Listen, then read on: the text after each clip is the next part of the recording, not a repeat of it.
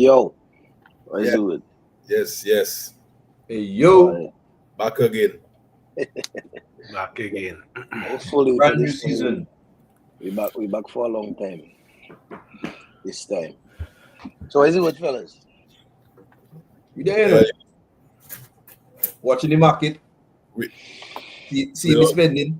Without football, the weekends lacking purpose, man. I used to think like that too, but since Man United have me, I didn't miss them, trust me. Brand new season. Fresh start. Everybody at 0 points.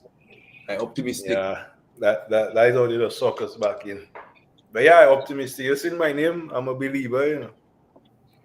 Listen, if we sign that man, I might have some bold, some crazy predictions. I have to change up my whole thought process because I think that position is the missing key. But anyway, we'll dive into that later. We could get a Arsenal fan with us now. All right. Yo, I see word. See. I there, man. I there.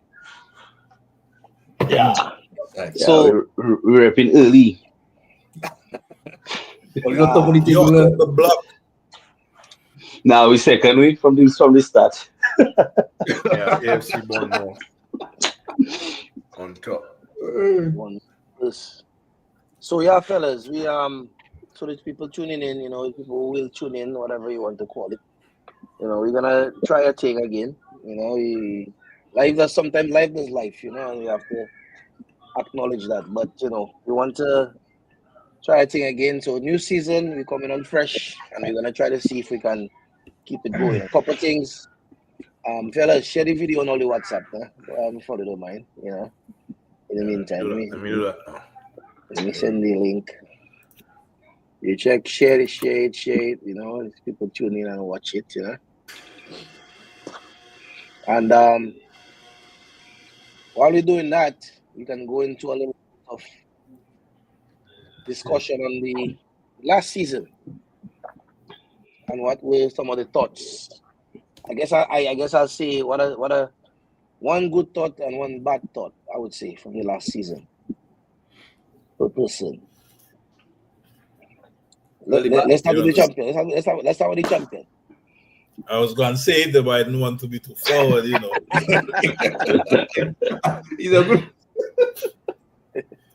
Well, I would say last season was a good season because Liverpool win.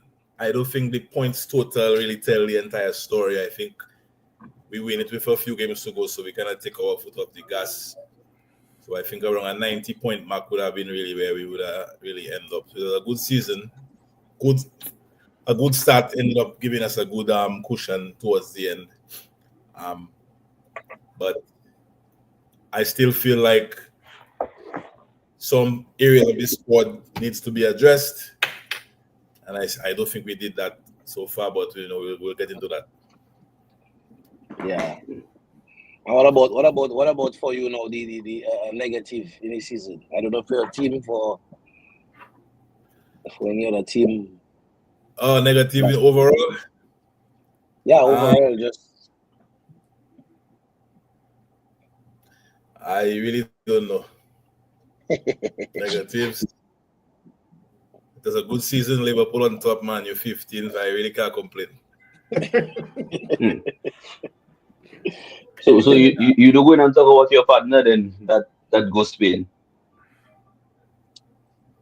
Well, I believe in focusing on the players who actually want to be at Liverpool. We don't spend time discussing fellas that want to go to Spain and learn Spanish and those kind of things. Them fellas there is an afterthought. Right now, we're not thinking about them. But I will say, if you're looking for a negative comment about something, stay tuned. You'll get them from Spain when he start playing right back for them this season. probably Churchyard. Yeah. We don't call him his name. We don't call him those kind of players' name. So Shane, why I will forget. I have to think with it. I check him. Would I go spin Trent? It's so long that happened. Yeah, man, move on anyway. Yeah. Oh, she only finished Big second, up right? Brad John So Baptist in the comment. yeah, Brad already giving us Yeah. all five. Brad, we'll get to you, man. We'll get to you. It's still, Why he doesn't call in? yeah. So why's that shit? Yeah. Only finished second now. So what was all you? What was all you? You're positive and you're I negative. don't know. To me, the positive for the season would probably be not really in the league, but the Champions League. They had a good push in the Champions League. When they got to the semi-final, we couldn't overpower the ultimate winners. But up until then, very solid Champions League run. I think they lost one game in the group stage. They win everything else, and pretty much, breeze through the knockouts. Beat beat Madrid, get to the semi. PSG, I feel like it was like, how do I say it? PSG kind of exploit, the weaknesses that were in the team throughout the season. Certain areas, a slow transition, a lack of creativity whenever, a team go down into a low block. Um, just basically not, also not having like a proper striker. I think at the same time, I think maybe it's either that week or the week before Harvest got injured. They started trying to play for a mixed striker. And, for the league, the league was already basically gone. So there wasn't any real, pressure to, you know, step up his game per se. But in the Champions League, he didn't. Havertz is not the person you want leading the line. So but I feel like we still did well for the most part, especially because one of our big players, well, two of our big players were out for a decent amount of time. Odegaard got injured early in the season and didn't play until maybe about like October or so. As soon as Odegaard come back, Saka ended up getting injured late November, early December. So, and he wasn't around until maybe like March or so. But I still feel like, they still, the team still kind of pulled together to give a good Champions League performance. So I say that would be my positive. For the negative, I feel like, I don't know, from the last 2 years, the team kind of moved backwards last year in terms of, not doing what they had to do in the transfer market. Um, Maybe I mean nobody have a crystal ball to say for sure, but maybe if the kind of recruitment they did this year, maybe if they done that last year, you know, probably would have been a more fruitful season. But Henry Yeah, Hindsight is the greatest trader in the UK, according to Simon Jordan. So yeah, that is my yeah. synopsis. Mhm. So Webster, what you saying? My negatives are only that last season. I say not to. I say Um, not to. well, the positive was Ten Hag got sacked eventually. I think he was supposed to be sacked in the summer Well, I miss him, man. after that dismal season. He scraped a FA Cup win, and then I feel like that settles back because yeah, even the season before that, Ten Hag was just put us back in. Ten Hag bought Yeah, Mount, Hoyland, and Onana in the same season, in the same summer. Mount, Hoyland, and Onana. For the future, young Let players me for the say it future. again. Mount, Hoyland, and Onana. Just imagine those three signings, bro. Not one signing there and one signing back to back to back in the same summer. That just bring us back like 5 years.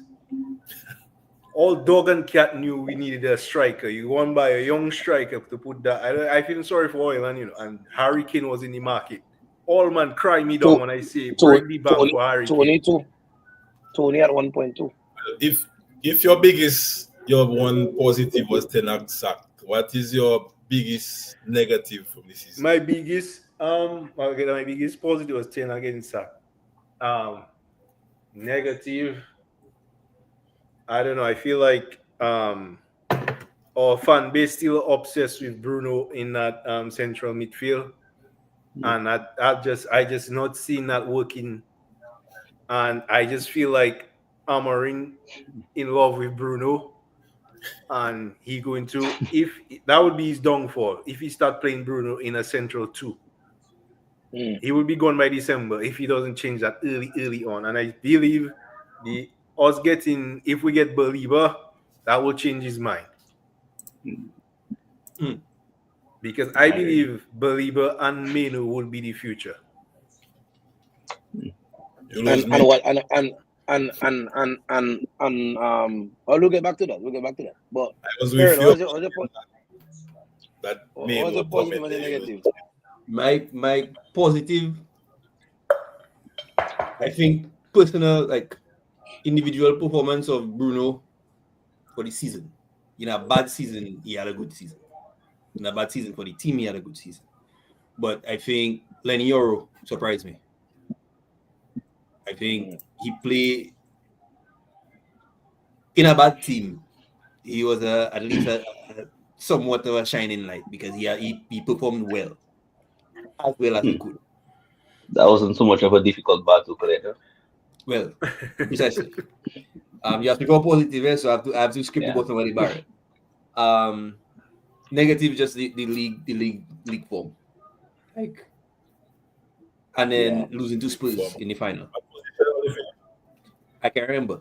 That was last season. That was a long time ago, Yeah, 20 days right? ago, over It's 100 days gone from my ago. memory. But Mm. I think it was yeah, when that the final performance against Spurs in the Europa League, we had nothing at all. yeah.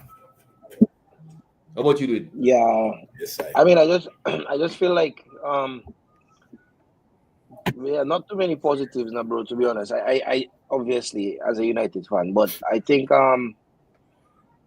I kind of like what Amarim came in. The only positive I can see is that yeah, when he came in, they were not playing well, but it's very obvious that the management or whatever has decided to back him. And even when we were losing games and thing, like there wasn't the thought of like, okay, kind of get rid of him. So almost like they had already accepted, like, okay, we lose some games and stuff. And then thankfully the teams below us were so bad that we didn't even have to worry about the relegation battle. Maybe that would have been different if it was closer, you know what I'm saying? But so the positive for me was that, the new coach come in, he come in for philosophy, he set certain quote unquote ground rules, and he decided what players he doesn't want, and he drew his line, and that was it. And some of those players are already gone or gonna be gone. That's the positive. Negative, obviously, league form, and I would say losing in like I say, losing in the final of the Europa League. I would say is my negative. But that was it. To be honest, I feel in a way that losing in the Europa League is almost a blessing in disguise. Because if you had gotten Champions League, it maybe would have kind of put us in a different place for us to be doing some craziness. So maybe we need to take our time and kind of rebuild, and maybe just having that one game a week kind of thing this season might help us. I think we have a Chelsea fan that jumped that is at the internet there now. Hello, if you join, if who's that? Are we Good first time? night, good night, good night. Sorry, due to some technical difficulties, I could not have my camera on show. But good night. You sound like them people that are at work that always have a technical difficulty. I can't turn the camera. You think it's smart? Well, Talking Thing doesn't sponsor. Talking Thing doesn't sponsor Mike, for their guest artists and them.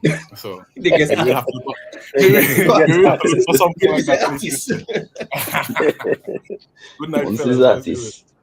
Yes, sir. Stay safe. So Well, on the yeah. topic negatives and positives of the last Yeah, Yeah, season. just yeah, say like good what is season. your negative and your positive from last year? One Okay. of each. I know plenty of people would say that I used to describe us as being the chill Who guys when was we were. anyway? Viewers don't know who you're supporting. Oh, I'm a Chelsea fan. Esther Wow. Make names to Esther Wow, you know what I'm saying? Chelsea fan. The only club in London. Plastic. Big up Shane one time. In terms of our negatives, I feel like our defensive stability, which has been an issue for a couple of seasons, it really let us down because even though I was preaching chill guy this, chill guy that, we were in touching distance of like with a consistent run, we were in touching distance of first place at least. And In even December. before December start, exactly. And December always quivering us. I was telling fellow Chelsea fans that as well. December always quivering us. So let me see if we can make it through a December. Then I'll talk about title chance, title winning, title whatever. I think defensively, like we really, were unstable. Like we couldn't keep a back four to save our lives. Fofana got injured early in the season while he was playing good. I think it was like 7 games unbeaten, Fofana, and then boom, get injured. So yeah, defensively, I think we just really let ourselves down, as well as our attacking output kind of like stifle towards the December. Like our attack just wasn't creating as much as they did before. I don't know if that was due to change in tactics. I don't know, if just like complacency. They was like, okay, we second, we can chill out a little bit now. Like I guess you can expect that coming from the model of our club, because we have like kind of like a young model. So it's like I don't say it's acceptable, but I say I can understand. Their first season, they get excited, this and that. They give us free negatives. Yeah. But all of it coming back to the same thing about the defensive stability. So we just the defensive stability is the main negative for me. In terms of positive, it really, really, really was good to see us be back in that Champions League spot. I think Champions League missed us as the English club most recent to win it. Like our English counterparts couldn't, replicate what we do in more recent years. I think going back in the Champions League really was a big plus for us. And we look prime and proper to start the league. So I just eager to see how, with the additions we make in the summer, and with how players played last season, like Caicedo had an extremely good season. Enzo looked like he's finally starting to be worth 60 million. 60 million. I wouldn't call it the 100 million yet. What is your one positive? You say Champions League. The Champions League. Make it a Champions League spot again. We don't care about expensive flops like Enzo, okay? So now, okay. So with that said, now, so we have this season, that season pass, and we into the summer, and all teams looking to to strengthen and build and them kind of thing, as everybody know. So the one big talking point I think going into the summer people expected was the charges for Man City. I think people expected that to kind of come down already, but for some reason, that's still being delayed. And now I think last thing I heard was October. Yeah, I'm still waiting for that, bro. Somebody gets paid under the table already for that. Don't expect anything from that. I started to believe Shane and them to say that nothing gonna come from that, because I tell you now, swept under the rug. Yeah, and then so now going into the transfer window now. So, well, actually, I guess Chelsea won the Club World Cup, right? They beat PSG in the final. Yeah, World champions. Oh, we recognizing that competition now? World champions with an asterisk, please. With an asterisk. We recognizing that competition now? Just asking. No, we don't. No. Okay, well, no need to mention it. No need to mention it, I feel like. All right. With an asterisk. We'll move on then. And then going into the transfer window now. So now let's start with Liverpool now, Brad. What are your thoughts on what Liverpool has done in the transfer window and or you see that the new players boarding into the new season now? I have quite a bit of thoughts on Liverpool in the transfer market this summer. Unlike Jamie Carragher, boy. It started very well. He who shall not be named left. There was a void at right back. Very early, a right back came in, Frimpong. So may I give you another traditional right back, but at the end of the day, he played on that right side defensively, overlapping Salah, blah blah blah. Robertson was slowing down. There was a need to bring a left back in. Kirkes came in very early, lovely. Florian Wirtz came in. While I thought it was an expensive deal, understandable. He's been one of the best performers in the Bundesliga over the last few years. Only 22 years of age. 116 million pounds. Wonderful deal. I was always crying out for more creativity in the middle of the pitch. Up to that point, I was happy. Then the rumors come around like Diaz might leave, Nunez might leave, and of course, we lost Diogo Jota to an unfortunate accident. I really thought that we were addressing the needs and we would just keep what we have and improve on it and go again. But apparently the club was looking for a rebuild, so we go and we let players like Diaz, who's a very hard-working player on the left side. Love him or hate him for his output. He's a hard-working player on both sides of the ball. Nunes as well, never gives up. We get rid of them and we spend 95 million euros on an unproven striker that only really had one proper senior season in Germany. So to me, all over the pitch, we have question marks this season. We get rid of Matip 2 seasons ago, but he left. We never renewed his contract. Then we sell Kwanzaa to Germany. So right now we only have 3 senior centre backs, 2 fit. So there's a need there as well, and we seem to be only focused on the forwards. We have a whole soap opera / drama with Isak and a will he, won't he. So I feel like we're not in a place where we're ready for this season and everybody there and ready to roll. We still have question marks all over the pitch. And Gravenberch injured. No, Gravenberch is not injured actually. Gravenberch did not feature on the weekend because he had a baby. So yes, he'll be back. But I just heard Slot pre-match and he said he would not feature this weekend. Yeah, there's some other stuff going on there with continuing suspension from last season as well. So, but he's fit and in training. Okay. But we have questions. So, long story short. So what some of our fellas think about Liverpool and the transfer window so far now? I feel like Florian is my boy from time. Like I just play UCL fantasy and I always like have Florian like from time last year before. Like I'm a big fan of Florian. I'm not gonna lie. I feel like he will do wonders in that hole there for you. Feed Salah, feed Hugo. I think all will just get goals galore. My thing is like what Brad said as well. The midfield. I feel like you might have said, but the midfield. I feel like that can be a big issue though because you need help in that. Garenwood need help. I feel like anytime a team. McAllister still around. Yes, but like not as physical. I feel like as Garenwood gives you in the team. McAllister cannot do it alone. Let alone not. You know what I'm saying? Like he cannot do it alone. Let alone with Garenwood to need the help. But I think that team will be like just as always a very high scoring team just because of that Florian Wirtz and just he will feed whoever. Like he will feed whoever you shoot from wherever. So I just like that player, bro.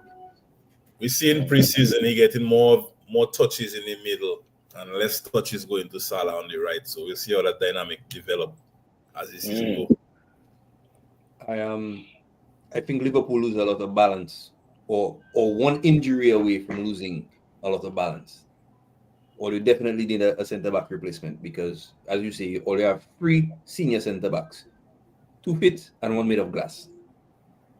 Yeah. Right, and then again, all you midfield, right? All you have Endo there, but Endo can't cover ground like Gravenberch. McAllister can't cover ground like Gravenberch. So Gravenberch is only probably most important midfielder because he does transition only from back to front. He'll carry the ball and move the team up 30-40 yards up the pitch by himself. I don't think all they have anybody else that can do that. Right? So what's like displaced. So bench, my brother.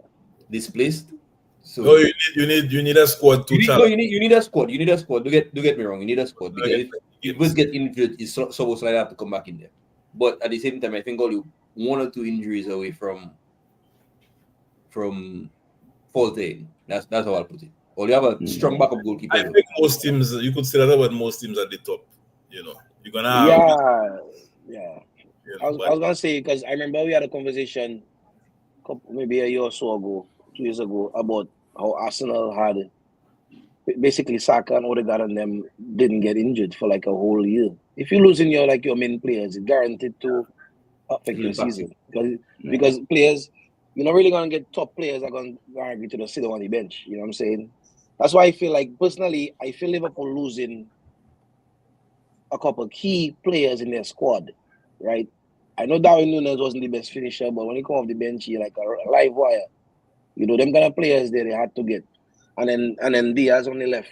You know, I know Gakpo decent, but, you know, at least when Gakpo was sub, you could bring Diaz. You know, you could kind of interchange them, but... I feel like that's the biggest change, and I saw Slot saying something about.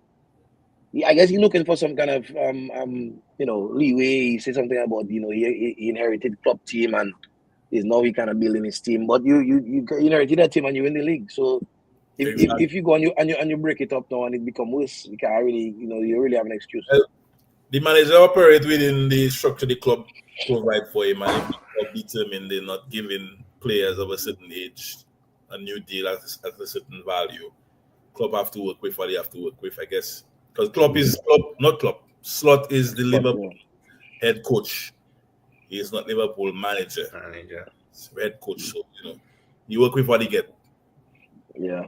Well, we'll see how it go, man. Yeah. Let's move on to another team there. The second team now, Arsenal. Shane, go ahead. All the transfer window. I mean, After him, I want to input on that. Yeah.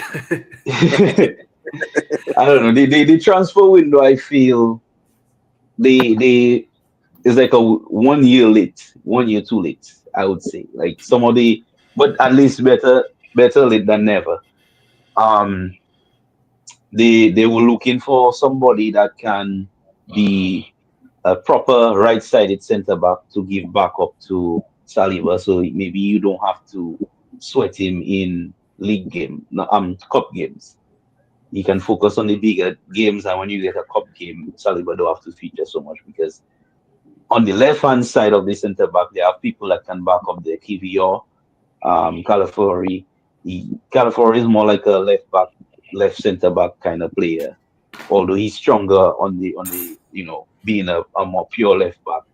So they brought in a guy for that from I think is it Valencia, Mosquera, and then the from early doors, from since January, when everybody's saying, oh, they're gonna, or you're not signing a striker, they started seeing the links with Zubimendi. I think he, as much as people thinking that, the biggest difference to Arsenal is gonna be who they buy a striker. From what I see from him, I think Zubimendi gonna be the biggest difference maker because we had players that would play deeper before that could break up the play, but they could not necessarily feed the ball forward. They were not the best on transitioning the ball forward. If you had Rice playing deeper, basically all he would do is sweep up and then that would be it. It's like he locked down in jail because he don't have the freedom to venture forward like how he has been. Partey was kind of there where he would have the ball and then he would try to soak up a little bit of the pressure and move the ball around. But his capabilities in doing that, in terms of being able to pick a pass to the striker or straight to the winger, that was not his forte. And that so far, this is in preseason, that is what I've been seeing Zubimendi do. Pick up the ball at the base or the defense, turn his head, scan, and then ping a ball to one of the wingers or ping a ball straight to the striker. Like in the Bilbao game, one of the early passes that went into Gyökeres to find him in the box was from Zubimendi turning his head and just pinging the ball straight across, bypassing the midfield basically, and go straight to the striker. We did not really have a player that could do that before. And now I feel like he going and offer that. Then on the wings, I don't know, we keep funding Chelsea out of their poor financial decisions for some reason. And they give them $52 million for Madueke. My personal feelings on that is Madueke is not a bad talent. He's not a bad player. So, a lot of people were against him joining and feel like, he's trash or whatever. I would not say he's trash. He's very talented and he has stuff that he's good at that I think could help. I think part of the reason they said that they wanted him was the ball progression for Chelsea. And in the league, he was one of the leading wingers to bring the ball up the field very quickly and in a direct manner. So I can see why they would want a player like that, especially because of we got to a certain point, it's like the attack stagnant and lacking ideas and lacking willing runners, people that were willing to run off the ball and on the ball. We were lacking that, so I can see why they look for somebody like him. But I just don't feel like that kind of money for him is what should have been spent. I feel like we overpay for Yeah. what he offers. So But what was your question? no, the big talking point is everybody saying your careers, your careers, your careers. I happy they get finally like a pure nine, but it I don't know how. You have Hopefully, Professor hopefully You have they Professor then. no. I'm not saying. I don't think it's a system of between Sesko better or Yoker better or um Osimhen better. I don't think it's anything about that. It's just the team has not been playing with a pure striker for years now. Like the runs that like I looking at the games that he's played and he'd make runs. And in my mind as a fan looking at it, immediately I check, look the man making the run, passing the ball, but it's like they will still try to go on the inside and move it out wide. When the striker making a darting run, when they're not even thinking of trying that pass because I feel like they're not really accustomed. Like I saw he played for 15 minutes in that Spurs game, and I see people online talk about Joker Rez, Flopper Rez, and what I think, but you making a Oh, decision about a man for you can't 15 worry about minutes. the 15 minutes. The people going to have their comments, but I Yeah, mean, that was it. at the end of the day, or you make some signings, but I don't know. Let's see what Webster have to say there. Yeah. I listen to you attentively. I don't know you personally. I can address you by your Yeah. name. I agree with you, Shane meet Webster, Webster meet Shane. Yeah. Shane. Yeah, Yes, I. greetings, brother. You say something that I agree on. The signing scheme in a year too late. Because I think if all you had Yorkeres and Zubamendi last year, all you win Yeah. the league. Now, what I disagree with you on completely is the comparison between Zuba and Partey. You said like that Zubamendi strength here, like taking the ball and maybe taking it from the back four and into the striker right away. I don't think his strengths outweighs Partey's strength. And I think that's what we're going to miss this season there. Mm. All you do have some. I still don't think that is Rice is like that is his biggest strength as well. I think his biggest strength is driving the ball. Someone to break up the play and read the play in the midfield.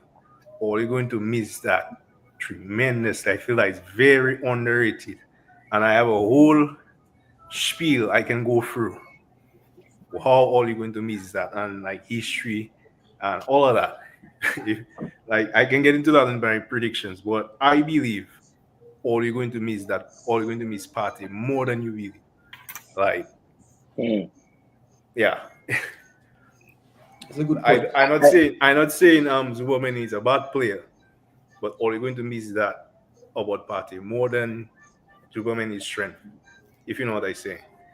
I get But what you're saying, but for me, the point of contention I would say is that for the most part, Arsenal's dominating the ball.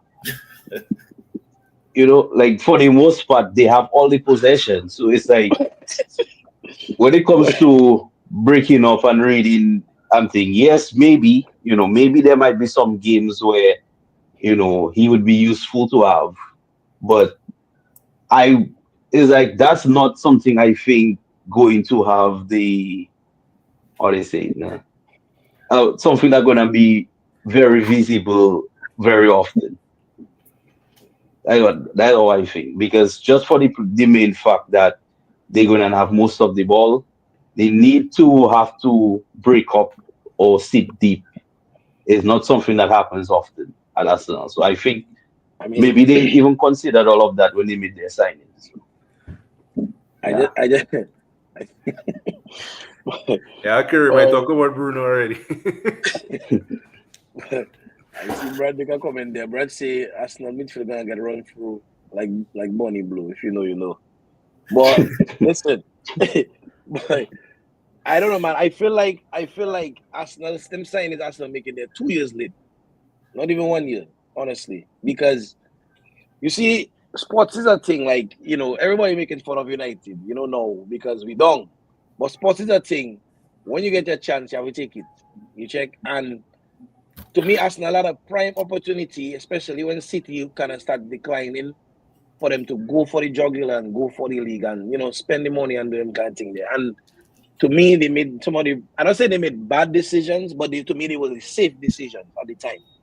You know what I'm saying? Instead of going for the jugular, going for a big striker, going for somebody that would, help the team go to another level, And then now you're at a place now where, let's say, there's 2 3 years pass, or the finish second. You know what I'm saying? Now the coach under supreme pressure because if I don't win this year, Arteta basically gone. You know what I'm saying? So Yeah, well, I find if with that, Arteta, no, when I find with Arteta him gone, being gone. but there's no guarantee that the person you get come after him gonna be able to even get all you back up there. But So I feel the like, person that come after him starting at a better point than he did. yeah, but there's no guarantee. I feel like all the window pass, bro. The I person feel like all the window pass. who approved the purchase of Havertz from Chelsea, they need to go first before Arteta go. Yeah, I agree. I agree. I 100%. agree. That money could have go towards the centre forward. That would have, Yeah. Even if it wasn't Champions League score. What? What? Rapid. one goal he was going to Champions League score. Hey, fair punching player, boy. Why is that always attacking Important goal, yes, but I don't think his general play is warranting that massive. I know. But but my thing is again, Havertz is a man in the squad. You can play him in certain games, yes, but you go and buy him and you playing him up front, bro. I genuinely feel that Arsenal window pass. Although I have them, doing well this year, but I agree. You mentioned it 2 years late. The person that buy Havertz did at 65 million. He could buy Watkins, that same Watkins that prevented them from winning the title 2 years ago. When he scored against Arsenal at the Emirates there. Yep. When Villa beat them. But he fired already. Arsenal he had Nottingham Forest right now. He fired already. A natural finish. But he had a custom of making runs and a custom of receiving the ball there back to goal, a striker. Anybody would have do. Divock Origi, anybody. Even if you're a top level striker, just a striker. Yeah. Because they had every other part. 65 million. Every other part, So I feel like Arsenal, but I don't know, man. We'll see. Anyway, let's move on now. Chelsea. We have time to talk about how many transfer business. What are you talking about? We don't make plenty of transfers, Kerry. Why are you talking about? Make more transfers. This is what we keep it short and sweet. What Graphic need to talk about is giving me my money for Garnacho. We're not making the same mistake as Rashford. I call in Rashford average player for years. Man United fans didn't believe me. See, he on loan now. But in Barca. Yeah. We can talk about all that. We can talk about all that, Webster. The whole thing is, again, some of them, I always tell them, man, some of them players, there is the icing on the cake. They're not what you take it to make the cake. I tell people that. So, anyway, go ahead, Rafi. If I get to Garnacho, so Nicholas Jackson, although I like him, he has a similar position with how Timo was playing for us a couple years ago. I like Timo. Timo used to stretch the play a lot, drive the run so that Mount and Havertz can get. Oh, they just sign him now? Huh? One more time? Oh, they just sign him? Who? Nicholas Jackson, because you start talking about. I tell you what transfer about Nicholas Jackson. No, I said why we have to reinforce the reason why we bought 2 strikers. I'm reinforcing the reason. But you don't tell us. Who the strikers are about? You only buy 2 strikers. Liam Delap and what's his name? Pedro. Yeah. The manager said, Maresca said that he didn't essentially see João Pedro as an out-and-out 9. He more see him as an attacking option. So I figured that he can play anywhere behind the cam and at the striker position. So I agree with that. Right. That's a good attacking option for us. The summer proving that he wants to be the number 9. And he demanding that shit. So it can be tough for he and Delap, but I feel like it will create good competition between the two. So that's solid. Hato, all Netherlands international, solid backup for Cucurella. We needed it. I think Cucurella played like 48 games last season or something to that nature. I think like insane number of games. So we needed a decent player to like kind of give him backup. But it's same Cucurella he wanted to sell us there, and now he just forced himself back into Chelsea. In his squad. I don't know, even when Cucurella had a hard stint, I didn't know why people was trying to beat down on it, because you could see the type of player he was. Like, he's a hardworking player. He's good one-on-one defensively. Like, I don't know why a lot of people was trying to downplay him back in the day. Like, Cucurella is one of our main important players, like with Kais and Palmer. Like, so, but yeah, we definitely needed some backup for him. So I'm glad we got Jorel Hato. I'm gonna be a little bit concerned about his minutes though, because he plays like 34 games a season for Ajax. So I think coming from that, and not like he's not guaranteed 34 games. There's a lot of games still, so there's a lot of competitions. Like, he will get sweat, but I hope he don't get like antsy, because like he's a young player, and I don't really want us to stunt his growth per se. Gittins, we need another attacking option, because Sancho go back to his club. No, Sancho, bro, people keep on saying we have a lot of attackers. We don't, bro. We don't. When you watch it on paper, man on loan, man, like, we don't have a lot of attackers, bro. Noni just left. Sancho go back. You just -2 attackers from us. You know what I'm saying? Sterling doesn't play. The manager said Sterling is not in his plans. So, what about Modric? One more time. Modric is banned for the next 4 years due to doping. Yeah. I would leave Well, they have a verdict already, no? But after the 4 years, he still have a contract? Yep. Man. Yeah, I think He's still on be 2 this. years. I think his contract will be He'll 2 be years. 2 years. Or like, Them boys have them death row contracts. man can laugh, but it's like, if the man signing their contract, why other man from the outside looking and like, yeah, it's death row. Huh? Well, we should have sign a death row, brother. My brother, nice. No, boy. Nice madness, my brother. Madness. But anyway, So Gittins, I we really saw. get to the prediction. let me do Gittins real quick. Going. Yeah. Yeah, so Go ahead, Gittins, I haven't really seen much of his play. I seen a little bit from him when in BVB in the Champions League, and he had good moments. So I can see to me right now, he looks kind of like a replica of Noni, you know what I'm saying? So maybe he can be more consistent than Noni and bring us to that next level. But yeah. We also signed a young midfielder from Sporting, Esugo, to just cover for Caicedo, because Lavia is injury prone, so we need some cover for Caicedo. Also, good showing. You getting a cover for a cover? Yeah, I don't say you have cover for cover. I mean, bro, if you don't want to win, just say that, bro. Like, we champion. We competing on 4 points. What about the panel is signed? Hotel and another thing for it to stay in compliance. Keenan One more time. Dewsbury Hall. Wait. To get rid of that other guy to Atletico Madrid to sign Dewsbury Hall, and why is it the strategy there? What really happening? Dewsbury Hall is gone, right? Yeah, he's gone to Everton. If I've been honest with you, I know the strategy why we signed Dewsbury Hall in the first place. I think it was more of a thing of Maresca taking his player, because I believe Dewsbury Hall was at Leicester with him, and he was like one of the first signings we signed with him. But I guess when he realized his squad and he realized, he'd have sweat there, maybe, the player had to do something better for his future and whatnot. But like, I was really understood the signing of Dewsbury Hall. I think all signed Dewsbury Hall to meet the English quota or whatever. What about Ogochukwu and all them fellas? What about Baye Shile? Sold. It didn't work out. It didn't work out, bro. But we sold for profit. Never seen them. That's the model of the club, bro. You never see to Baye respect Shile. it. You have to respect That's what I'm saying. Like, it. people mad at us because we efficient. That can't be fair, bro. Like, we efficient. We are efficient club, bro. These guys are not being sold for a profit there. They are being sold for a profit. Not all of them. Joao Felix didn't go for a profit. All these guys going for less than what they paid. But he didn't go for a loss either, bro. He went for like maybe a stalemate. Maybe we make a million. Bro, I honestly think Todd Bowley doing a Breaking Bad at Chelsea, bro. Like, them man running something there, bro. How them man sell a foot choice keeper for 28 million, That never kick. I don't know if he had a couple of stats or whatnot. Not Petro do go for. Yeah, to Bournemouth. That stuff doesn't concern, right? Concerning me is the sales to Arsenal. 64 habits. Well, Shane have to give us more word on that. Nah. Them man You get a money wash in there. Yeah, so I don't know, man. these American owners have some type of Yeah, secret. that man say like let's put that together. Let's You know, we I actually think what really going on. I think what are really going on is more the player agents going to Arsenal because the players probably checking like I don't want to leave London.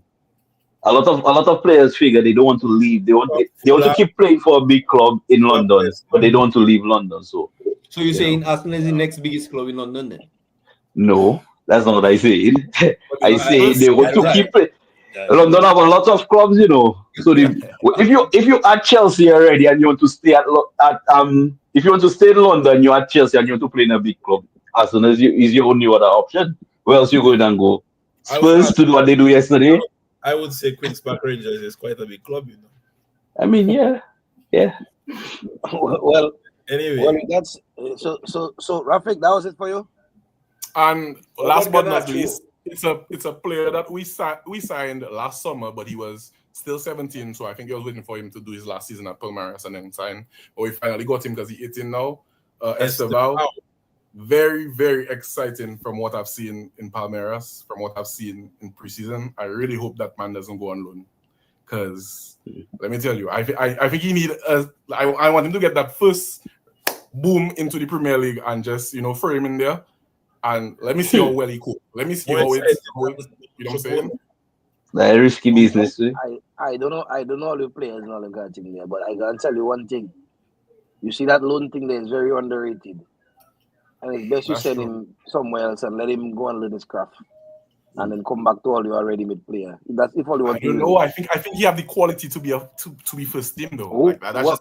just First team instead of Pedro Neto had a very good Rafik, season, I but I haven't seen Gittins. I would argue that this season gonna be a little different. Where last season, all you were in the conference league, the competition was a bit substandard, so all you could field some more, fringe Yeah. players. But this year in the That's Champions League, you have to be balancing basically the first 15 players. So you don't really have opportunities for those kind of players to really, show what they work Yeah. for. This is in the the cup. man And they need to go and loan and develop. yeah, man. Send that man to Man U, man. One of these lower league, lower table clubs. Good transition. Good transition. And I will not speak on Garnacho because Garnacho is not a Chelsea player, so I'll just leave that. Right. Most why- most of manager. Fellas, look, Spurs get the accused Spurs of tapping up. Fellas don't do tap up now, eh? Yeah. But it's all right, man. All you can take him, man. Give us a like 50 for him. Sorry, Yeah. no problem. So, all right. So let's go to the United fans now. The United fellas now. So, last year we finished 15th. 15th? Whoa. 15th. I think so. Yes, brother. We were very close to relegation. Whoa. So with that said, no, Kirill, go ahead. You haven't talked plenty. What is your thoughts on the on the? I know you're the midfielder thing. You mentioned it already. But so far in the transfer window, what are your thoughts? So far, I find we actually starting to move like a football club. We buy Cunha early doors.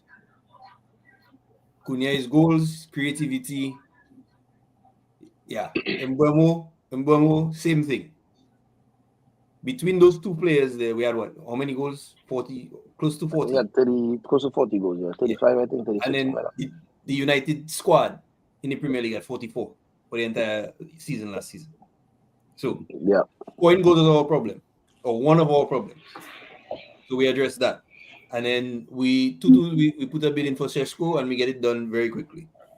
I have not seen enough of Šeško for me to know to say anything about it. But apparently Arsenal wanted him, so he must be decent.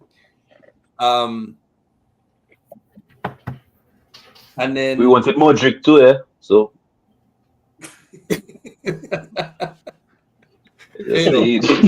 yeah, I think in terms of addressing our deficiencies, we've done a decent job. I've been saying for a couple seasons now, we still need a midfield. We don't have legs in that midfield. We need a player that can cover ground because the way we committing players forward on the transition, we getting eaten alive. Right, and always going to remain because we do have legs in midfield. We do have players that can run back.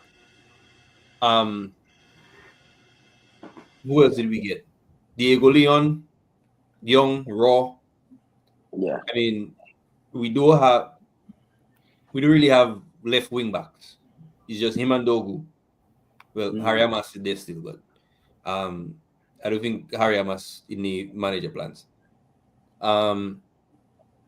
So we've done good business, but I think we still need a central midfielder and a goalkeeper.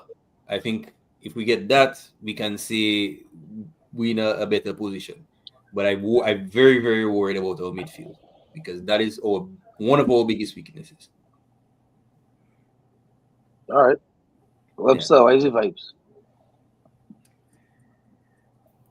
Echoing everything Carol said, and I will say, and I will go on him and say that. I don't know if all you we just have a snippets and clip, but all you can clip this. if we get Belieber and Donnarumma, I say with my chest, we challenging. Listen, what's I've been calling all your dark horse and I still not lying. People think I laughing. All you have one game a week, brother. All you have no reason not to challenge. Rafik, you're a Chelsea fan. Tell me when Conte win the league. How many games all the other week? One. Tell me who all you bought that summer. That basically win the league for all you. Kante. Okay. I rest my case. No, but even with the attacking options, bro, I'm a big fan of bro.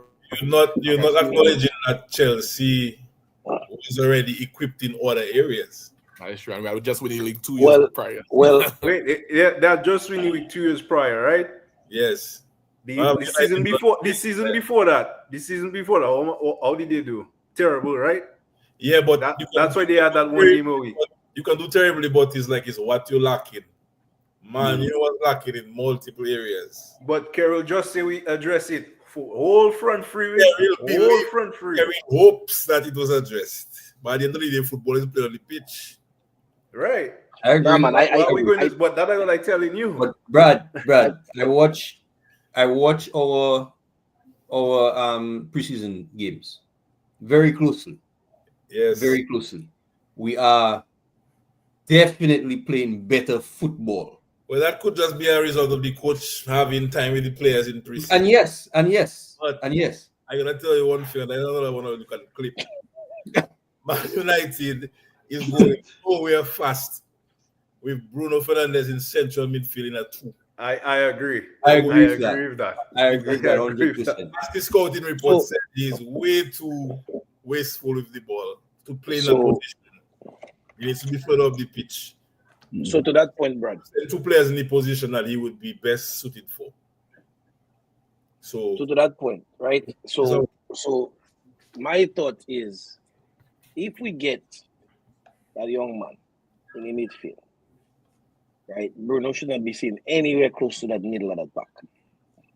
Now, with one game a week and bringing in two players that can play in that number 10 position and Bruno, right, and a striker.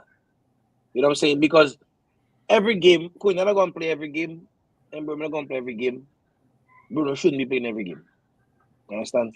So the way I've seen it is, we get a midfielder. Now, I always think that a team with a proper midfield, the defense always looks better. A team with a good midfield. So that in itself, people always say like, oh, defenders looking like any defender that is constantly exposed going to look like garbage against these attacking players. Mm-hmm. Anyone, right? I remember years ago, Brad, if you remember, we were in the group and Virgil was defending against Messi and he pushing the guy towards Messi, people laughing. But you have to, it's a team. It's not one man. You can't defend Messi one-on-one. So it's a team. One of the things I like, and I maintain that, or you have to agree, but I maintain that. A coach or a manager, you are the leader. And you have to set the rules. And if people don't follow your rules, they have to go. And so I seen it. Whether it's good or bad. Amarin come in, he say he want players to play a certain way, he want a certain thing. Fellas wasn't up to the task. They out. Right? And now the guys he bringing in, I know we keep saying, oh, we want to buy guys for the future and all these things. But the guys he bringing in, to me, I mean, I've heard some stories about Cunha and being late and them kind of thing there. So hopefully them things is behind him. But I seen a little bit more maturity in the players that we're bringing in. Yes, Sesko's a young guy. Fine. But we're bringing 3 players. 2 of them are pretty much, they know their game. They play at the highest level. They know what they can do. And Sesko can come in and learn and feed off for them, man. In a way, I don't really rate Hoyland, but I feel bad for him because any young player coming into a team that is that bad, he will not go and play well. Right? Unless if you just come kind of phenomenon. Such as players like Garnacho. But Brad, so now Garnacho and them guys, right? Again, to me, a big part of them thing there is attitude. When you listen to the stories of teams that used to win, when you listen to how the locker room was when Keane and them guys was there, a lot of guys coming in with attitude. Even if the right attitude, a player that age coming in 18, 19, in a team playing so poorly with no direction, it's hard to really come in and thrive. And we give him too much responsibility too early. Right. But at the same time, when you come in and you're that young and Ghana, the kind of attitude Ghana to have, to me personally, I mean, I don't know. Them think there are a lot of rumors and a lot of things going on. You know what they see after the Europa League final, man. You can't respect like just humble yourself, bro. To play, you want your players to be vexed they miss out. You want that. You can be vexed. Yeah, you can be vexed. You have a way you go about it. The man overestimating himself. The man believes Cristiano Ronaldo. Like, I don't like. Yeah. Cristiano Ronaldo without trying to be Cristiano Ronaldo. Well, you have to do what Cristiano Ronaldo first and work hard and put the bullshit behind you. Cristiano was a young player trying to be like whoever he was trying to be like, and he believed he was the best, and he worked towards that. Garnacho only 21 years. How Cristiano getting the respect? Was Cristiano ball on the pitch, you know? Yeah, but Cristiano coming to a system that was established and allowed him to express. Right. So that brings me to my next point. It might not be that Garnacho is a bad player. It might not be that he's a bad person. It's just that the environment at Manchester United is not for him. Right. So move him on. Get rid of him. Get the money and let's not for 50 million. You know where Adnan Januzaj playing right now? Well, this guy has a fellas from since Sociedad. Fellas there is nonsense. I think he moved on from Sociedad. I think that's Sevilla. That is the same way we're going to talk about Garnacho a few years from now. Mark my words. I agree. Yeah. I agree. What I feel like but again, guys, them guys don't realize, and every time we talk about that, like people say, well, this is Manchester United. It's not about Manchester United. No, you have to understand you played for literally the biggest team in England, arguably one of the biggest, not arguably, the biggest team in the world, up next to Real Madrid, Barcelona, all these teams. Them guys don't really realize what they have, right? Rashford locked out to go to Barcelona because Pui has gone Pui. Yeah, man. If you locked out, I feel like we as fans have a different perspective. As of athlete like these guys, you have to have a different mindset to make it where them man make it. You know, you cannot be awestruck and think like, boy, if I'm on the bench, I should be happy. To make it to the top, you have a different mindset, and you have to fancy yourself and feel like I'm better than these guys. But we're not saying nothing. Yes, Brad. We're not saying nothing. So Garnacho cannot say, boy, I lucky to be at Man U. Let me be content if I don't make if I only get 10 minutes. No. I'm not saying that. You have to be upset that you do. I'm not saying that. Being upset is one thing, Brad, but we all work for people. But I don't think we can be upset all we want. If you have an interview after a game like that and you say, well, I fought like I contributed in the previous rounds and this time, I don't feel like that is a big deal, but I feel like some fans make more out of it than it really is. But again, in football, these things are talking points for the fans. I don't think players care too much about these kind of things. Like if you're a Garnacho teammate, you care that he said in an interview that he felt like he should get more minutes. I really don't think so. Well, think about it. When Rooney was, there was a point where Rooney wanted to leave and go Manchester City, and he come before a game and say he released some letter or whatever he released, and they make him apologize to the whole team. Yes, make him apologize to the whole team. You cannot just go and disrupt the team, my brother. But what did he get? Why did he commit a big deal? He get his contract, whatever his objective was, he maybe get it. But either way, My whole point, but Rooney was producing. So at that point, the club can say, well, yeah. Rooney But was in anyway, an environment will allow him to produce Brad, but it's different mentality still. Different mentality still. with the players that was there before him that he came in. Imagine Rooney and them have more talent than fellas like Garnacho, and they still wasn't as bad as Garnacho. Maybe not. Maybe the social media did. Team with established veterans who were winning titles. The system was there, the management was there, everything was there for him to succeed. All he had to do was put his head down and work. Garnacho come in there, a different striker, a different system every season, a different midfield, a different this, a different. It's really hard for you to be consistent in them kind of environment. But we're not talking about his performance on the pitch, you know, man. But I don't think he's that good to begin with. But man, your fans I agree with you on that. Yeah. I think Garnacho think he's better than he actually is. But that's part in fault from the fans. Well, yes, Yeah. right, because couple good performances, goal of the year, etc. Right, all that aside, when Rashford remember when Rashford came onto the scene, it was a similar situation, you know, right? Yeah. Because he scored a couple goals, and then all of a sudden, now he's the next best thing.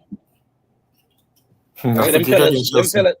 Them fellas like freaking against Chelsea. Them fellas like what you calling it? They like the glory. Because the same Garnacho will listen to the fans when the fans say, "Oh, he's next Ronaldo," all that. But when the fans saying that he's playing like garbage now, he vex. The same fans. So have to acknowledge that sometimes they are a bit too reactive. Garnacho score a goal and he do Ronaldo celebration is all this chat online about who he think he is. Let the man play football. What do you do when he celebrates a goal? No consequence to anything. You know what I mean? At the end of the day, we even talk about Garnacho too much. Go Chelsea and good riddance. Take it and say good riddance. Some man Good riddance. feel like 25 and a sell on. Take it or leave it. if they don't get that, they will let him there, stay there and poo.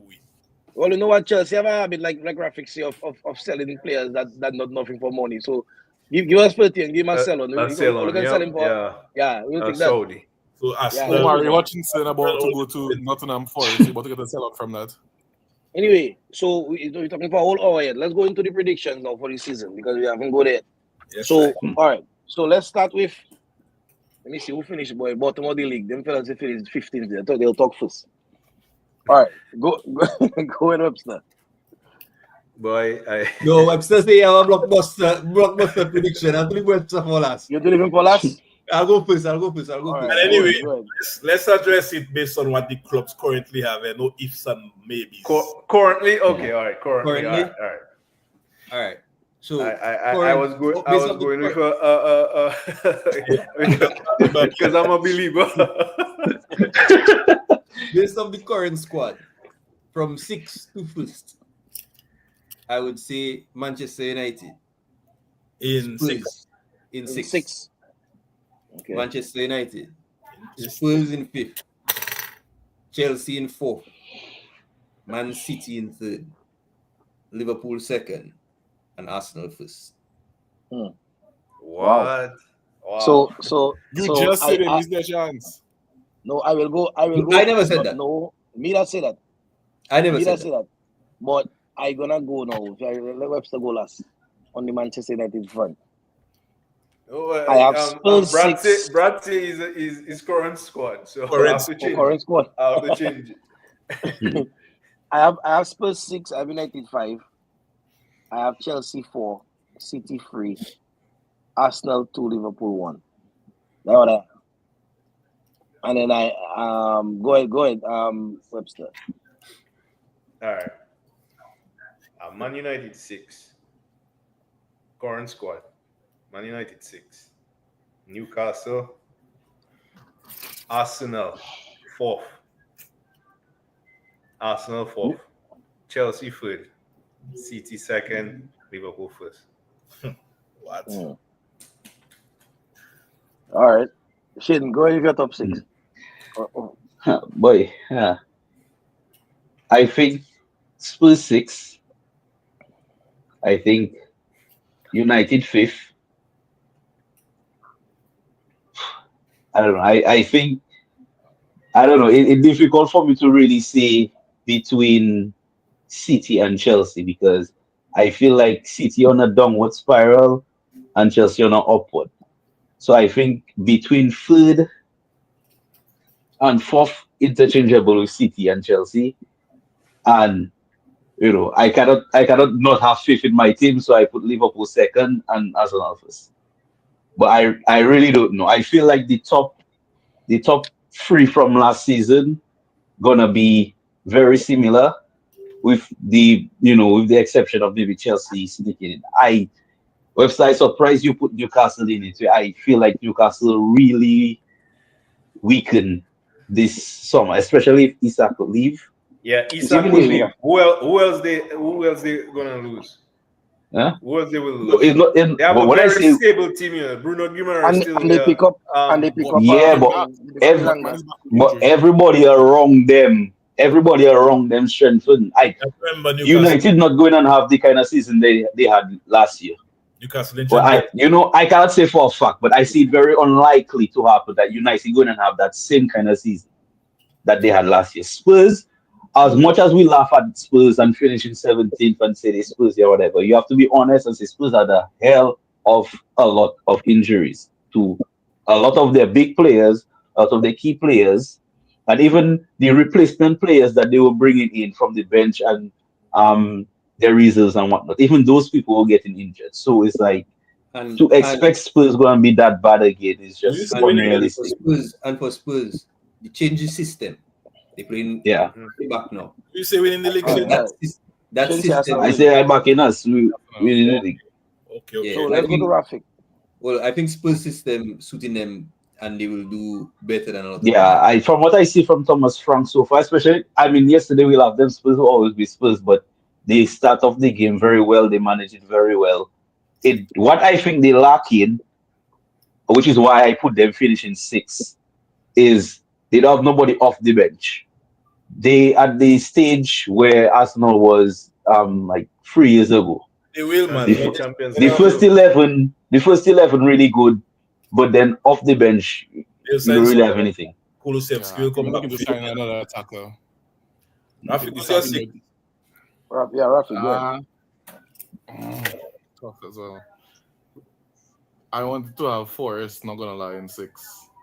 I think Forest stay pretty defensively sound. They lost Ilanga, yes, but I think the transfers they made really solid. They in Europe, so I don't know how they will fare with Europe, but They get I the have them. Europa League place. Yep. Crystal Palace Is in on the the conference. conference? Yeah. Conference, I Palace in the think. conference. No, Oh, Palace in Forest in conference. Europe. Forest in Europe. Europa. Oh, Palace Yeah. because in Palace Europe, didn't make it. Palace in Gotcha, conference. Palace Okay. in conference. How come they get Europa League, the FA Cup? Nah, Leeds, Usually. No, Leon get it Europa, was so the owner never Multi-club let ownership. shares business, multi-club yeah. ownership Oh, business. okay. Yeah. But That was the I same have thing Forest. problem we have 6. with Ting. Yeah. I have Forest 6. Mm. Have United 5th. I have. I it's a toss up between City or Arsenal to me in fourth and third. But I feel like City made too many wholesale changes, so I feel like they will be like attackingly wise. They wouldn't be as like Pep. They're not gonna be as good as they previously were. So I think I have them fourth. Arsenal third because like Dwayne been saying, I think their time passed. Maybe they made those transfers 2 years ago, but like everybody is just on a different level. Like everybody's just as competitive as all you. So I don't think all you still defensively strong, but like I don't think Arsenal. I think their time passed. Second, I have Liverpool, and first I'll have to give it to the Mighty Blues of Chelsea FC. First, Yes, sir. I see fellas putting like an emotion into the choices there, but anyway, it's all right. We'll come back to that. You know, I go and clip all of them prediction there and save them. yeah, I don't Yeah. have. Let's get back. Let's come back. That same panel. Let's come back. When the transfer window end, it might change. Yeah, it might change based on who gets signed and who gets sold. So we'll see. We have to see. So okay, so that is top 6. So it looked like Brad. I don't know. I can remember your pick. Where were you winning? I don't give my predictions yet, you know. Oh, you don't give yours yet. My I bad. don't give my Go ahead. predictions yet. I was letting fellas talk about the Estevao and the Baliba and them thing. Clarification, yeah. this is currently as it stands. Liverpool don't have Isak, Man U don't have Baliba, Arsenal don't have Eze, none of that stuff. What we have right now, season starting tomorrow. My top 6 is right. Aston Villa 6, Spurs 5th, Chelsea 4th, Liverpool 3rd, Man City 2nd, and Arsenal 1st. That is my top 6. I believe Liverpool will have a drop off. We make too many wholesale changes. Slot still implementing ideas. We're going further away from Klopp's system. We'll have a drop off, and we consider a lot in preseason. So I don't see us winning the league. I think we're gonna have some inconsistent results to start. I think Arsenal have a little more stability. Yes, Partey leaves, Zubimendi come in, but the striker is what they was really missing all the while. If they can get the tactics right, I know Brad. I know Brad is coming, but that is my honest opinion. I watch Arsenal in preseason, and I see them already trying to work their play to the striker, and if they can figure that out, I think they can have. Arsenal defense has been the best for the last couple of seasons, at least. So, but Brad, if you have a problem with all your wholesale changes, don't you have a problem with City wholesale changes and you put them above you? Yeah, I put them above us because I still feel like Pep? The main men there, Haaland's still there. They bring in some creative players, so I feel like. But Haaland can't play football. Even he's still there. Haaland can't play football. No, I think City's still running the same system, so everybody kind of still on the same wavelength. But Liverpool have to try to figure it out. He does what he does. You know what to get from him. So if you can get the ball to him, he'll score, and he's still there, and he's been doing that for the past. I agree with what Rafik's saying, because like you have wholesale changes too in City. Like Churchy just come in. Marmoush just like in January is still finding his feet. Go again. Doggo, the jury is still out on Doggo. Yeah, I think City. The jury out? Jury. That's how Mr. Dunn gets sentenced and in jail already. What you waiting for again? So, Brad, I coming back to you on that Arsenal there. What makes you think with the injury bug that always biting them, if it's Odegaard or Saka, at this stage we cannot think about potential injuries. We have to assume they're going to. All right, okay, all right, cool. And you on Martinelli on the left, you taking that to be a title winning front four.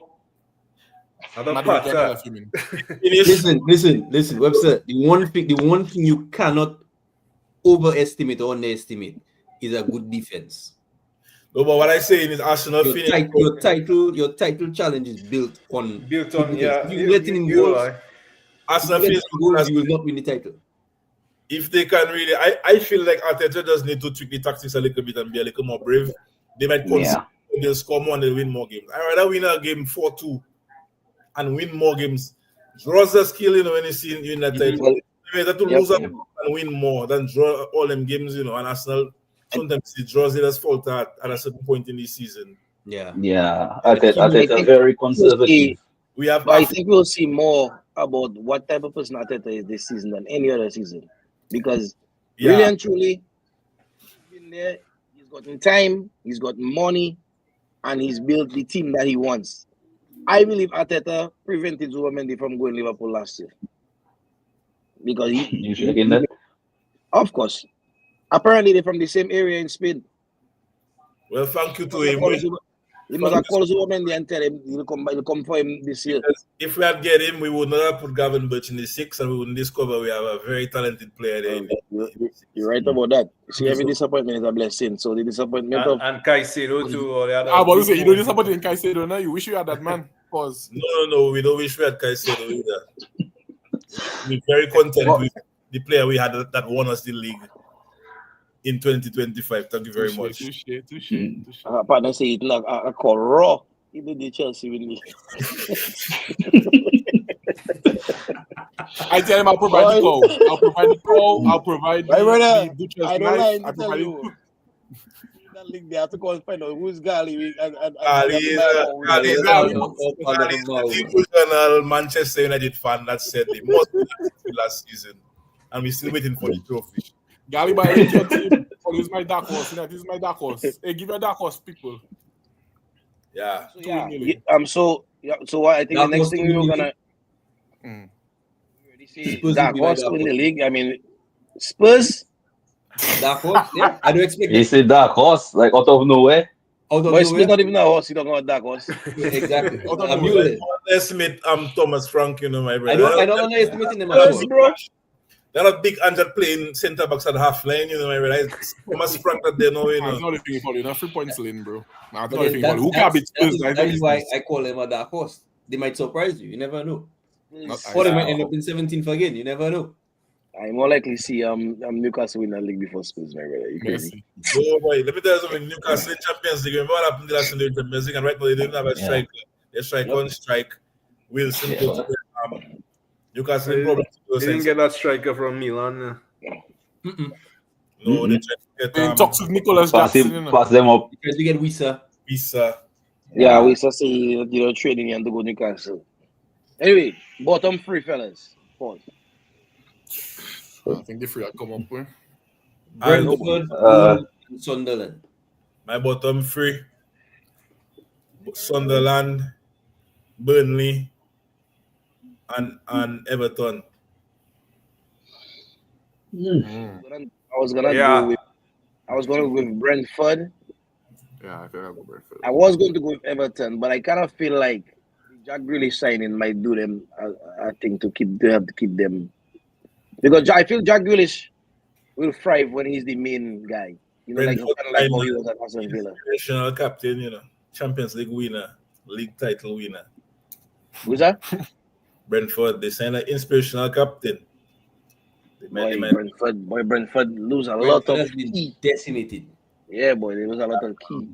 But I feel like I don't feel like all three of the teams that came up will go down. I feel at least one of them teams will stay up. Sunderland look like they have some class. They signed a couple players. Sunderland make too much signings. They're going down. Yeah. That's what we said about I Forest. Be see the careful. same thing. Careful. That's what we said about Forest. Forest, Careful. Forest, No, Forest almost went down. Forest. Maybe. Forest almost went down. Remember, they survived by the skin of their teeth. Yeah, but Forest. almost into 7th place is not a just cause. Well, then again, they took a whole year to gel. You don't I have think- that timing. I think think Sunderland Leeds- can make it. I think Leeds So will what? I feel like Leeds will be one of the teams that stay up from Yeah. I came up. I have them But, going down, eh? You have Leeds going now? Yeah, Everton, Sunderland, Leeds. I even think my always say dark horse. My dark horse is Leeds finishing in top half of the team. Nonto is a really solid player. I like his vibes. I don't think so. I think Leeds have enough Premier League experience within their squad to navigate it. Yeah, but you have to remember that experience was under that Chilean manager that had some very extraordinary tactics. Correct. But Bielsa. Translate. Bielsa. All right. I don't know. I So- think Wolves. Good. To me, Wolves. I don't see Wolves strengthening. They signed Arias. Arias is very solid. I They see can him say Club World Cup. their best So- player. So let's ask a question now. Who would be who's going to be the signing of this season? One name I want. I don't want a whole soliloquy. One name. That's it. Cunha Pedro. Cunha. Okay. or Who says Baliba. Pedro? Pedro. The signing of this season and let the FPL people rejoice is Florian Wirtz. I knew that. Yeah, I would say that too. Bundesliga tax. We still waiting for Nkuku and Werner. Eh? Yeah, look at Florian is the a profile. baller. He's a baller. What's his a baller? Look at the profile of them. Wirtz is a creator. You know, the finisher is the creator. So Mkhitaryan before we buy him, Bundesliga player of the year. Mkhitaryan didn't have legs on them, guys. Wirtz is a time. Mkhitaryan man is We like. will see. I waiting for that Bundesliga tax. Yeah, because So who is it? even with Bundesliga tax, that man didn't score a lot, you know. AKA Sesko. Sesko, you describe it there, we. But I tell you, Bundesliga tax. So we have to see. Wirtz been doing it at the highest level. Remember, Wirtz go a season undefeated, you know. Win the title. Okay. At 20. I'm inclined to agree with Brad. I Why think you- Woods going to But Yeah, he's a baller, man. But- can we qualify a player that you buy for 115 million pounds to be a sign of this? You expect him to play well? Yeah, but he 115 million? Jack Grealish went for 100 million. Yeah. Enzo went for 100 and what? Enzo for Yes, Wait, Brad. wait, why Yes, can't you straight? yes. 116. A man that you buy for 115 million, I can't see him as a sign of the season. But think about the players who have gone for that type of money and where they have landed. It's not a guarantee. The I same know money not a we spend guarantee, was Brad, but with- when you spend that kind of money, you expect. No, but you can expect Nah, what but- When I thinking sign of the season, I thinking about a transfer that maybe relatively, not too bad in money, and they really excel. So what is not for That is deal of this season. It could be a free transfer doing. So you talking impact. Yeah. Price don't have nothing to Yes. do with impact, you know. Yeah. Yeah. I I think guess. Woods going to help Liverpool a lot. 15 goals that man take over the league. So what would be a Maybe. successful season for Woods? Double figure goals and assists. For me, it can be 10, 12, 15, them kind of numbers there. But you coming to a team that win the league, so they should win the league again. If you win the league, they're successful. Again, price is price. Liverpool pay what Bayern Leverkusen think their player was worth. So I'm not going to put too much pressure on him. He's 22 years old. He coming to a new league. If you give me 10 goals, 10 assists, or anything close to that, I'm satisfied. Must be a beast. All right. More.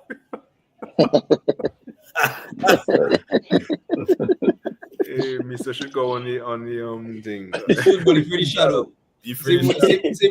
Same way he didn't want to take penalties. He was afraid. So, all right. So flop of the season then. Why? I go in and with my chest out, Florian Wirtz. Well, you do like Blitz now. You don't see that man ball in Champions League, brother. No, I just want I can't agree with that. I think I tell you what, I just have a feeling. he can't say Sesko. No, not Sesko at all. I have a feeling that Ekitike business we do there. I don't say you're not gonna work in the long run. Yeah. I don't get ready for the Premier League. But at the same time, like we see with Nunez, Liverpool's a team that create a lot of chances for their strikers. So he could have a decent season, but the kind of money we pay for him, what we would expect, I don't think we'll get that. Yeah. Rafik, who gonna be a flop? Which is flop based on price or just the player coming in? I don't know. I don't know. Price not really. I mean, I just thinking you buy a player to make a certain impact. The player really kind of like Jack Grealish kind of thing, Well. I think the flop gonna be Ryan Cherky. I feel like But it didn't pay a lot for him. That's a good show. That's a good show. yeah, I feel as much as he was, quote unquote fancy with his feet and had a lot of trickery and whatnot. I just looking at what he did in the game against United, like I feel like it's all flash and no substance. All right. Okay. So one more question before we go into a little bit of fantasy discussion. Rafik, I hope you're ready to talk about the fantasy. Chris. Ruben Amorim. He was waiting for that. What I was coming. Ruben Amorim. Ruben Amorim, Brad C. But I would put. Now unanimous, man. Nobody say that. I would put the partner that coming to replace Thomas Frank in it there, because Brentford lose a lot of good players, and he have to follow what Thomas Frank do, and Thomas Frank did a hell of a lot with that team. I feel like I don't know what kind of structure that Brentford have, but I feel like if he do, they're probably gonna be in trouble, and depending, he might end up paying the price. I change my answer. My serious answer. I feel like if if Palace lose Eze and they lose Gueye, I feel Glasner might have a problem on his hands. I don't think so. I think so. Yeah, I he think have they some have- money in the bank, man. He just we need the Yeah. FA Cup and the they will give him the money if they lose Guerrero, they'll give him the money to replace Ten him. Hag had win the FA Cup. Where was he after a few months? That is Ten Hag. I think it's different scale of club, but I agree with Webster on that one. That man in trouble if he lose those two players. Trust me. But Especially, it's not he that choosing to sell him. It's the club. yeah, but when I say if they go, Which manager going into the league going into the season with the most pressure on them? Ruben Amorim. Ruben Amorim. Arteta. No, gotta be I say Arteta. Gotta be Arteta. Arteta. Yeah, gotta be I Arteta. think I would say Arteta one. I disagree fully. I really think that the fans have a completely different perspective. That Arsenal hierarchy, they are happy with Arteta and what he's doing. If Arsenal go closer again, Arteta drops safe. It's safe. And I say go close like second with a few points behind. You think so? They don't go and fire Arteta after that. No silverware and second place. Amorim have to show that after the significant expenditure they in the summer there, after finishing 15th, and they give him another chance to go again. They have to see improvement. And we have a very tough first 6 games. The pressure on in a very you have a nice kick about with the boys, or you should win that easy, man. Yeah, well, we gonna get Believer this week. my prediction for Stark race, Graham Potter at West Ham. Yeah. That's a good call. Graham Potter. I rate him as a manager, but West Ham squad really needs some overall. Yeah. All right, fellas. So let's go into a little bit of discussion about the fantasy before we close it up. So Rafik, you have the floor, my brother. Rafik disappointed. No idea. I just fellas, there's where I live anyway. Yeah, man.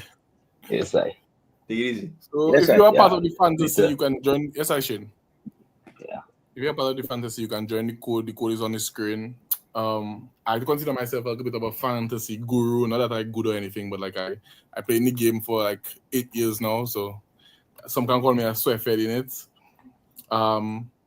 They implemented a new point scoring system into the game. I think it's called defensive contributions, and that targeting blocks, interceptions, goal line clearances, Clearances in general. tackles. Clearances in general. Yeah. Got you. Okay. Tackles and stuff like that. So I think it's giving a bit more love to the CDMs and like kind of like defensive players, because back then those would be the players that everybody would stay away from, because they're not getting clean sheet points, they're not getting score points, barely getting assists because you're further down the field. So it's kind of hard for you to get those points. So I feel like FPL did good in that sense, and to kind of give like a lot of overlooked players some stance in the FPL scene. What else changes they had?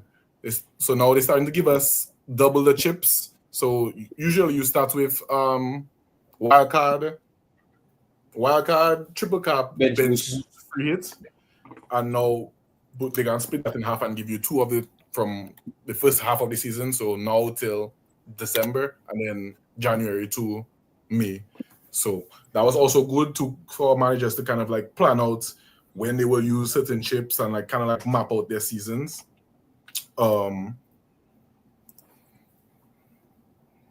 Budget picks. Should I do budget picks first, or should I do high scoring picks? So some of the obvious high scoring picks has been you could call the premiums of FPL. We'll start with the kind of like goalkeepers and then go back. So I feel like it doesn't have much of premiums. Maybe just one premium goalkeeper I'd call Raya. If you want to call Sales, but like I wouldn't really rate Sales as a premium goalkeeper based on the fact that I don't know if Nottingham Forest kind of replicates what they did last year in terms of defensively. So in terms of premium goalkeepers, I feel like Raya is such a solid choice because Arsenal have one of the best, if not the best, defense in the league. At 5.5 million, you can get Raya. I believe Sales is not too far with 5.0. And then that's I think the solid options in terms of premium. You can get other people in terms of like Robert Sanchez for like a lower Just premium. that. Although I don't really agree with his price. He's at 5.0, but like lower premium in the sense of like you would get games where Chelsea might not concede or stuff like that. So you can get like little Met soft concede, premium. not concede. Oh, you? Huh? Yeah. Yeah. Brother, Cool. it's time Carry to on. winning you. Allow us, please. Time to winning you. Carry on. I Premium also like. defenders. Oh yes, premium defenders. You can go off with any Arsenal asset. Well, not any, because the thing about FPL, you also want to target players that are going to get you 90 minutes. 90 minutes is essential because at least you're getting those 2 points. Sure, if you don't get no assist points, you get no goals points. You're getting that. 60 Yeah, is it 60 is the cutoff for the 2 points. 42 points, right? So it's like nailed on, and that's why also Raya is a premium because he nailed on goalkeeper. But any Arsenal asset, mainly Gabriel or Saliba, if you have depending on how your team looking, I'll probably lean more to Gabriel because he also offers that attacking threats. I think he had like, before he get injured, I think he maybe had like 3 goals or something like that, like all headers from corners, which we know Arsenal does well from corners. Guardiola would have otherwise been a good pick, but I think his attacking returns kind of will go down now with the signing of Itnuri. Itnuri will play on that left, and I think in the summer, Guardiola been playing a lot inside, like C centre back, so that kind of limits his attacking threat. Moving on to Itnuri, I think he also is a good premium, but again, Pep rotation. Like Guardiola was a risk having in your team last year because of Pep rotation. Itnuri kind of like be similar, but I could be wrong. So I could be wrong. Liverpool, we know we miss a great asset. I owned him over years and years and years in my FPL. Trent Alexander-Arnold. Some fellas wouldn't want me to say his name. But yeah, Liverpool kind of replaced that with Frimpong. Some might say an even better asset because that man loved the box. He probably, when Salah go to AFCON, he probably will even replace that right wing slot. So I think Frimpong is an excellent premium option to have if you have the bread. Kirkes, not so much. I mean, you still can go for him if you want to get that cheaper option into that Liverpool. Well, actually, not even cheaper because I think he also 6. All right, is he 6, guys? Yeah, so it's not even cheaper. But Kirkes also offer that option. But I feel like Robertson and Tsimikas being there offers much more rotation rather than Bradley, who's kind of like Bradley. I think Bradley is hurt right now, anyways. So Frimpong will play, but I'm not sure who will play on that left-hand side. So it's kind of like give and take, you know what I'm saying? Premiums. Premium midfielders. Premium midfielders. Must start with my guy. Destitute. Cole Palmer. Top scorer in midfield. I lie, Salah was the top scorer in midfield last year. I'm waiting for you. I must start with my guy, though. Cole Palmer, we know what he offers. It's nailed on pens, plays higher up, we started to see him in the right wing slot a lot in preseason and Club World Cup. So I think what's his name? Maresca will try him a lot in that right wing position and we can get the best of him there, cut it inside from the right. And like I say, he's done on pens. Just a good asset to have, Cole Palmer. Mo Salah, of course. My issue with Mo Salah this season is kind of like widths and like how will Woods pass to him? Will Woods just go to goal himself? Like will Woods kind of take the bulk of the points? But Salah is still Salah, and I expect to be nailed on pens. I don't know if Brad have anything different. I expect Salah to be nailed on pens. I know, but I still expect him to be nailed. That is Salah team at the end of the day. You know what? So you can tell Salah, let's first take a penalty. I don't see that happening. No. Not saying that. Yeah. So it's tough because I don't know where the goal is gonna come from in that Liverpool team. I know it will come. I just don't know where it will come from. But you have to go Salah because everybody else goes Salah. It's gonna come from Gakpo, Ekatike, Salah, and Burns. Right. That's where it's gonna come from. So, Bruno Fernandes, despite Manchester United having the season that they had, he was one of the best performers in that team, and also best performers in FPL. I think for my triple captain, I definitely triple captain him, and it made me jump hella places. Like Bruno kind of saved my season last season on a free hit punt. With the addition of defensive contributions, I believe Bruno also was top 3, top 5, top 4, top something for defensive contributions for midfielders in the league last year, if it was recorded like as points last year. So I think with that addition of defensive contributions this year, that will bring him even higher, and he's nailed on pens. We see Cunha and Bremo was on the field, and Bruno took the pen. So nailed on pens, that is his team. And I just think Bruno will be a good asset to have. I am quite worried.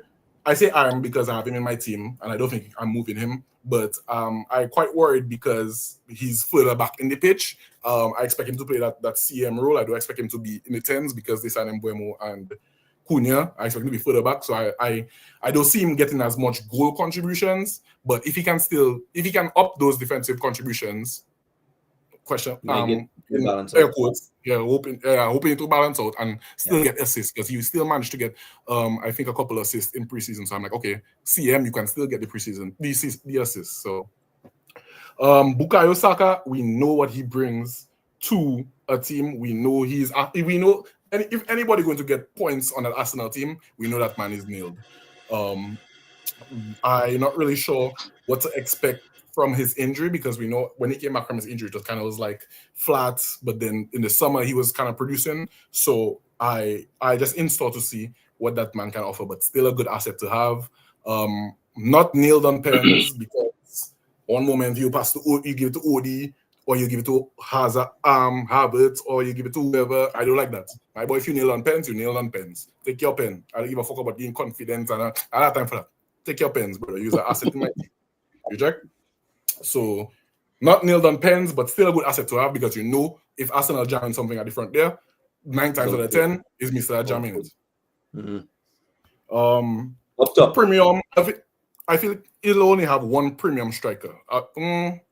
In terms of price range, I feel like I would only call Haaland the only premium striker, because only he touches like close to 15 damn near. We can talk about the Isaacs, and we don't know where Isaac going to play. So Isaac not necessarily a good option right now. Exactly, but I think Haaland is definitely the best. If you go in any City options, I think Haaland is the best and only option you should take, because 1, pep rotation is tricky.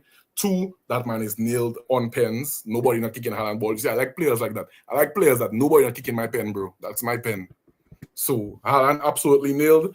I don't think he will start as heavy as he started last season, though. I think he started last season with 2 back-to-back hat tricks or 2 back-to-back doubles, some bullshit like that.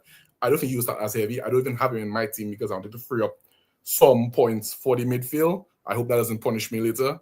But still a good premium to have. I just believe he's too expensive after the season he had, and I need to incorporate my team to make it, worthwhile to like tinker and this and that. So not a premium to have, but not a premium for me. Lower end premiums, like Errol say, I wouldn't really lower end premium strikers, because Isak is also 10.5, but I wouldn't really go for him right now based on the transfer saga that's going on from Isak. Like, will he play for Newcastle? Will he play for Liverpool? You're not gonna play for Liverpool because Liverpool game is tomorrow.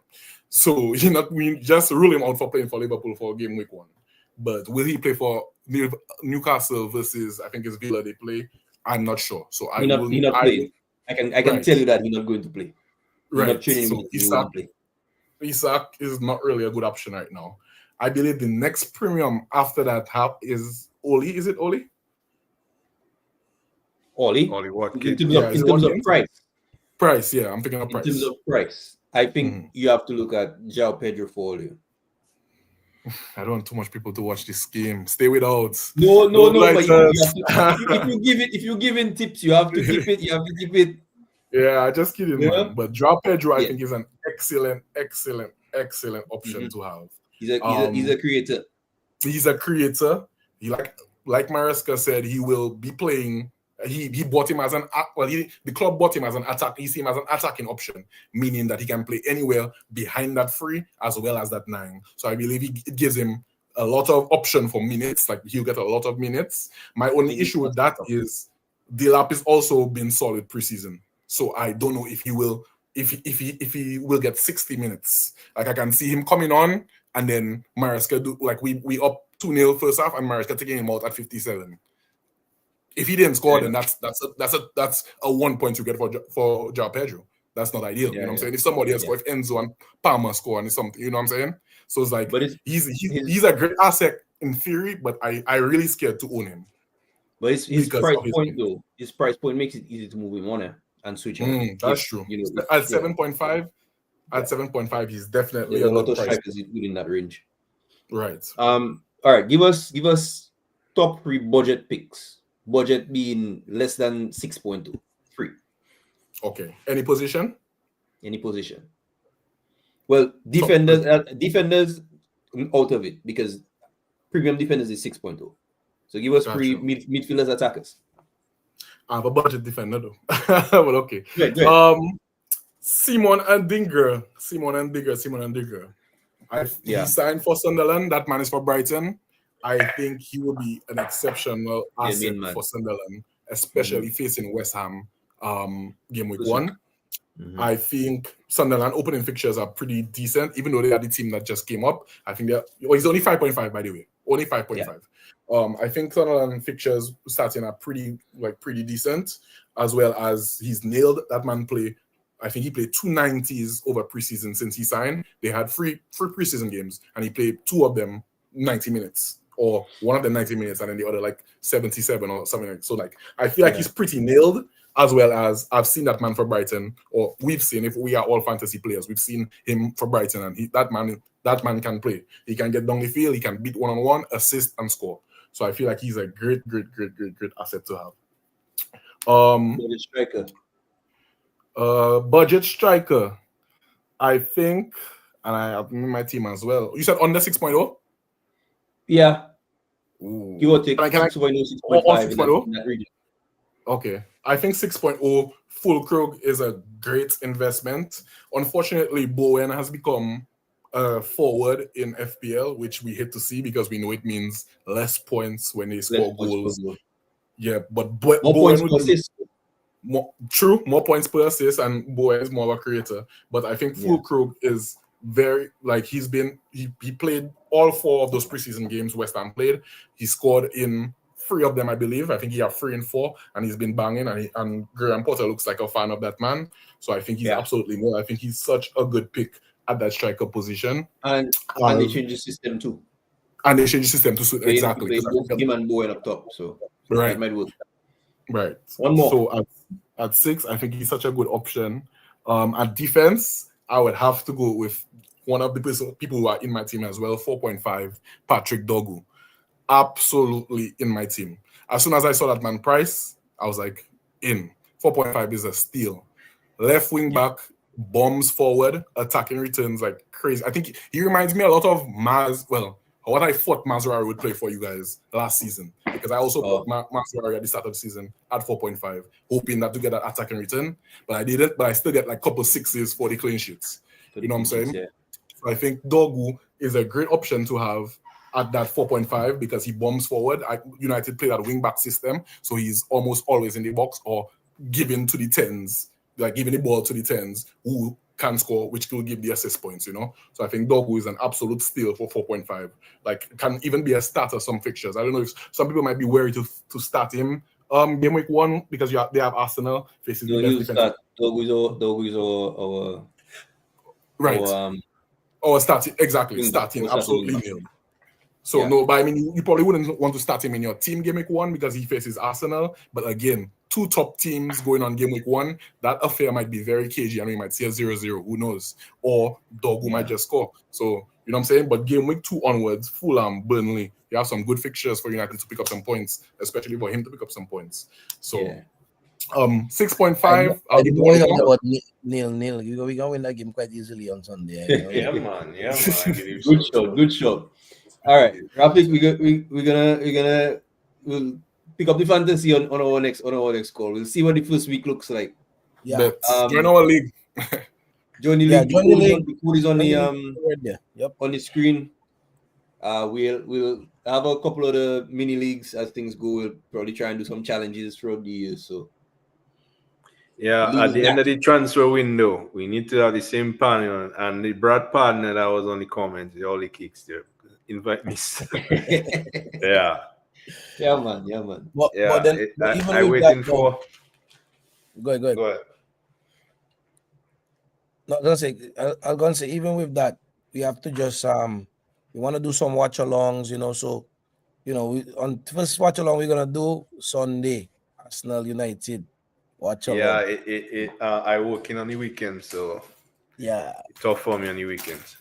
yeah, man. But for those who can tune in, on the watch along, we can tune in, we can talk about the game while the game's Yeah. going on, them kind of thing, and then we'll have some midweek games, and we'll kind of keep it going, Yeah. But thanks Bless everybody for tuning in. Thanks to the panel for a long discussion. I think we can maybe 5 hour show there, but we have to cut it down a little bit, But yeah, Rafik, the fantasy guru. Thanks for coming on. Yeah, man. And, I gotta make my team tonight as well. Yeah. Appreciate I it. doing some. I making some tweaks myself. Yeah, I know. My team subject to change, until 12 o'clock tomorrow. My team subject to change, Yeah. Well, anyway, All first right, game fellas. tomorrow, Liverpool, and we'll see what the league say. Bournemouth. Predictions. Bournemouth to do them. Good night. Semenyo and Yeah, Good night. Later. Bless up, fella.